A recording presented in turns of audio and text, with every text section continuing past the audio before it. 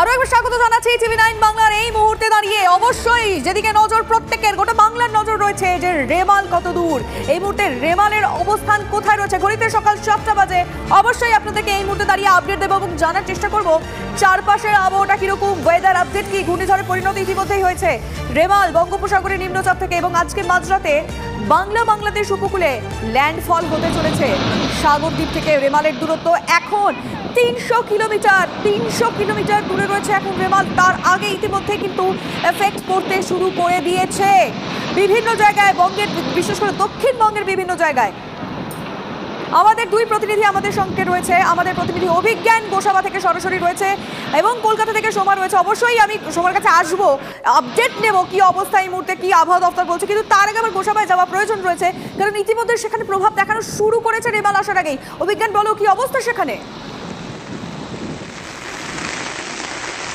তোমাকে জানিয়ে রাখি যে সুন্দরবনের একেবারে প্রত্যন্ত এলাকা গোসাবা এবং আইলা থেকে প্রত্যেকবার যতবার কিন্তু বঙ্গোপসাগরের ঘূর্ণিঝড় আছে পড়েছে, প্রত্যেকবারই কিন্তু বিপর্যস্ত হচ্ছে এই গোসাবা।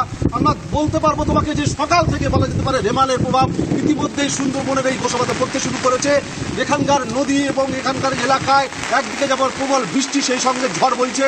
আমরা আমাদের ক্যামেরা পার্সনকে দেখাতে বলবো নদীর চেহারাটা, সুন্দরবনের যে গোসাবা সেই গোসাবার নদীর চেহারা তোমাকে দেখানোর চেষ্টা করব আমাদের ক্যামেরার মাধ্যমে দর্শকদের। চারিদিকে কিন্তু দৃশ্যমানতা কার্যত নেই বললেই চলে। এখানে যে ফেরি সার্ভিস আপাতত কিন্তু এখানে বৃষ্টি চলছে, তার সঙ্গে ঝড় চলছে। সেই অবস্থায় কিন্তু যাত্রীদের সংখ্যা কিন্তু হাতে গোনা। খুব কম সংখ্যক মানুষ মূলত যারা চিকিৎসার প্রয়োজনে কলকাতার বিভিন্ন হাসপাতালগুলোতে যাওয়ার প্রয়োজনে তারা বের হচ্ছেন কিংবা দরকারি কাজে, তাদের জন্য একমাত্র এখানে ফেরি সার্ভিস চালু রয়েছে। আমাদের ঠিক পিছনে রয়েছে জেটিঘাট, সেখানে বেশ কিছু মানুষ আর যাত্রী বিভিন্ন বদ্বীপ এলাকায় যারা বাস করেন তারা বৃষ্টি মাথায় করে তারা এসে দাঁড়িয়েছেন এখানে এই ফেরিতে তারা যাতায়াত করবেন বলে। এবং তোমাকে বলে রাখি যত বেলা গড়াবে অত্যন্ত সময় যত এখান থেকে যাবে ততই বুঝতে পারছি। গোসাবার ছবিটা দেখে অভিজ্ঞান বোঝা যাচ্ছে যে সময় যত বাড়বে কি অবস্থা হতে চলেছে। এখন সবে সকাল 7টা বাজে আর তার মধ্যে এই অবস্থা গোসাবার। ভাবুন তত সময় এগোবে এবং ল্যান্ডফলের আগে এবং ল্যান্ডফলের সময়টা তাহলে কি হতে চলেছে। আমি একটু কলকাতায় আসবো, কারণ সময় এই মুহূর্তে কলকাতা থেকে রয়েছে, এই রেমালের আপডেট দেবে শোভা। আচ্ছা শোভা, কি জানতে পারছো, কত দূর রয়েছে রেমাল এবং ল্যান্ডফলের সময়টা কি এক্স্যাক্টলি, আর কিছু বলা হলো এই বিষয় নিয়ে, আপডেট দাও। হ্যাঁ দেখো, অভিজ্ঞান যেটা বললো গোসাবায়, সেটা কিন্তু যে ঘূর্ণিঝড়ের যে প্রভাব সেটা কিন্তু ইতিমধ্যেই পড়তে শুরু করে দিয়েছে। তার কারণ আলিপুর আবহাওয়া দপ্তর কিন্তু আগে থেকেই এই সতর্কবার্তা দিয়েছিল, যেটা বলা হয়েছিল যে রোববার অর্থাৎ আজকে মধ্যরাতে সাগরদ্বীপ এবং বাংলাদেশের মাঝামাঝি সেখানে কিন্তু ল্যান্ডফল হবে। ফলে ধরেই নেওয়া হচ্ছে যে সুন্দরবনের স্থলভাগেই কিন্তু এই ল্যান্ডফল হবে। এবং যেটা পূর্বাভাস দেওয়া হয়েছিল যে এর জন্য কিন্তু উপকূলবর্তী এলাকাগুলো যেগুলো রয়েছে অর্থাৎ কলকাতা, হাওড়া, হুগলি, উত্তর 24 পরগনা, দক্ষিণ 24 পরগনা, পূর্ব মেদিনীপুর আজ সকাল থেকেই কিন্তু দুর্যোগপূর্ণ আবহাওয়া থাকবে। আমরা কিন্তু দেখতে পাচ্ছি কলকাতা, হাওড়া, হুগলি, পূর্ব মেদিনীপুর এই সমস্ত জেলাতে কিন্তু দুর্যোগপূর্ণ যে আবহাওয়া সেই আবহাওয়া ইতিমধ্যেই শুরু হয়ে গেছে। কলকাতায় আমরা দেখছি সকাল থেকে কিন্তু বৃষ্টি শুরু হয়েছে, কোথাও বা ঝিরঝিরে বৃষ্টি, কোথাও বা একটু বেশি বৃষ্টি হয়েছে।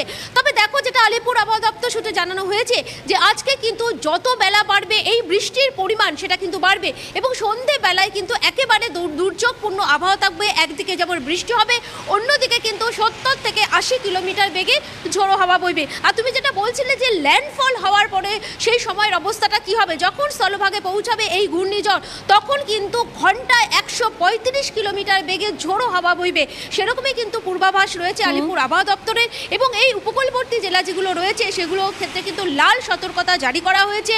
বজ্র বিদ্যুৎ সহ বৃষ্টিপাত হবে। ফলে আলিপুর আবহাওয়া দপ্তর থেকে কিন্তু প্রত্যেক মানুষকে সতর্ক করা হয়েছে যে একেবারেই সন্ধ্যের আগে কিন্তু প্রত্যেককে নিশ্চিন্ত একটা জায়গায় থাকতে হবে, ঘরে থাকতে হবে প্রয়োজনে। এবং ঘূর্ণিঝড়ের কথা যেটা বলা হচ্ছে তার কিন্তু প্রভাব একেবারে সন্ধ্যে থেকেই শুরু হয়ে যাবে, অর্থাৎ 70 থেকে 80 কিলোমিটার বেগে কিন্তু ঝোড়ো হাওয়া বইবে। আর যেটা একটা আশঙ্কার কথা বলা হয়েছে যে সুন্দরবনের স্থলভাগে সেখানে কিন্তু আছড়ে পড়বে। আমরা সকাল থেকে দেখতে পাচ্ছি অভিজ্ঞান আমাদের যে ছবিটা দেখালো গোসাবায়, সেখানে কিন্তু দেখা যাচ্ছে যে ঝড়ের যে একদম বুঝতে পারলাম যে অভিজ্ঞান যে ছবিটা দেখালো যে কি ঘটতে চলেছে। আমরা খানিকটা আঁচ পেয়ে গেলাম। সোমা, তোমাকে ধন্যবাদ, অভিজ্ঞানকেও ধন্যবাদ এবং আমাদের প্রত্যেক প্রতিনিধিকে বলবো যে সারাদিন ধরে তোমরা খবর করবে, ছবি দেখাবে, কিন্তু প্লিজ খুব সাবধানে কাজ করো। কারণ আবহাওয়া দপ্তর থেকে বারবার বলা হয়েছে বিকেলের পর, বিশেষ করে 5টার পর থেকে একটা সেফ জায়গায় থাকুন। প্রয়োজন ছাড়া বেরোনোর কোনো প্রয়োজন নেই এবং খুব প্রয়োজনও বেরোনোর দরকার নেই বলে জানাচ্ছে। এমার্জেন্সি ছাড়া বেরোবেন না, বাড়িতে থাকুন, কারণ অবস্থা এতটাই খারাপ হতে চলেছে। শিওরে রেমাল, প্রহর গুনছে বাংলা। আর এর মধ্যেই ঝড়ের আবহে বিপদ ঠেকাতে তৎপর কিন্তু পূর্ব রেল। ঝড়ের আশঙ্কায় পূর্ব রেলের তরফে একাধিক লোকাল ট্রেন বাতিল হয়েছে। আজকে হাওড়া, ব্যান্ডেল, সিঙ্গুর শাখায় একাধিক লোকাল ট্রেন বাতিল। ইতিমধ্যেই সেই তালিকাও সামনে আনা হয়েছে পূর্ব রেলের তরফে। শিয়ালদা সেকশনেও বাতিল একাধিক লোকাল। শিয়ালদায় দক্ষিণ শাখা, লক্ষ্মীকান্তপুর, বজবজ, ক্যানিং, ডায়মন্ড হারবারের একগুচ্ছ লোকাল ট্রেন বাতিল করে দিয়েছে পূর্ব রেল। আর একই সঙ্গে দক্ষিণ পূর্ব রেলের তরফ থেকে দীঘা লাইনে একাধিক ট্রেন বাতিল করা হয়েছে। আজ এবং কাল সমস্ত ট্রেন বাতিল হয়েছে এইদিকে। আর রেলের তরফে স্পষ্ট বলা হয়েছে যে এই ঘূর্ণিঝড়ের পূর্বাভাসের কারণেই রেলের তরফে এই পদক্ষেপ করা হয়েছে। সমস্ত রকম গুরুত্বপূর্ণ শিক্ষণীয় খবরাখবর সবার আগে জানতে অবশ্যই আমাদের চ্যানেলটিকে সাবস্ক্রাইব করে রাখুন।